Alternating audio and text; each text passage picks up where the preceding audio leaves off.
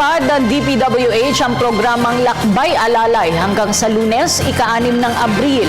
Layo ng naturang programa na tulungan ang publiko sa kanilang pagbibiyahe sa mga lalawigan ngayong Semana Santa. Narito ang ulat ni Joseph Parafina. Nasa pangalawang araw na ngayon ang pagpapatupad ng Lakbay Alalay program ng Department of Public Works and Highways. Subalit, malaking bagay para sa mga motoristang nangangailangan ng tulong o alalay patungo sa kanilang mga destinasyon. Base sa kautusan ni Secretary Rogelio Singson, simula pa kahapon hanggang sa Abril 6 ay kailangan ng alalayan ng publiko sa kanilang paglalakbay. Nasaksihan namin dito sa lalawigan ng Laguna ang implementasyon ng programa kung saan tulong-tulong ang mga tauhan ng Laguna District 2 at ang Equipment and Maintenance Division ng Region 4A. Ang ginawa na namin para mas mabilis naming, mas effective, ang ginawa namin 24 hours na eh.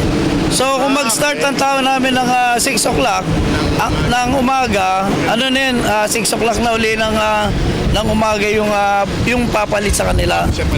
Para sila pwede nang makawit, makapagpahinga na. Okay. Handa pong tumulong sa ating motorista para makarating po sila ng maalwan sa kanilang patutunguhan. Kabilin-bilin ng pamunuan ng DPWH Central Office na iulat kaagad sa kanila ang anumang maganapan na mangyayari sa field sa implementasyon ng Uplan Alalay Program at gawing lahat ng kagawaran na may tutulong sa mamamayan.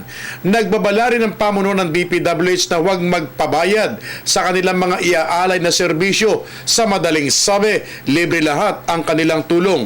Base naman sa kautusan ng Region 4B ng kanilang Regional Director na sumasakop sa Mimaropa, kailangang maiwasang hindi maiiwanan ng mga tao ang pwesto ng Lakbay Alalay para madali silang mahinga ng tulong ng publiko kung kinakailangan. Please, huwag kayong mahiyang maghingi sa kanila ng tulong kung meron kayong problema kasi nandun sila para tumulong sa ating lahat. Para sa Telebisyon ng Bayan, Joseph Parafina.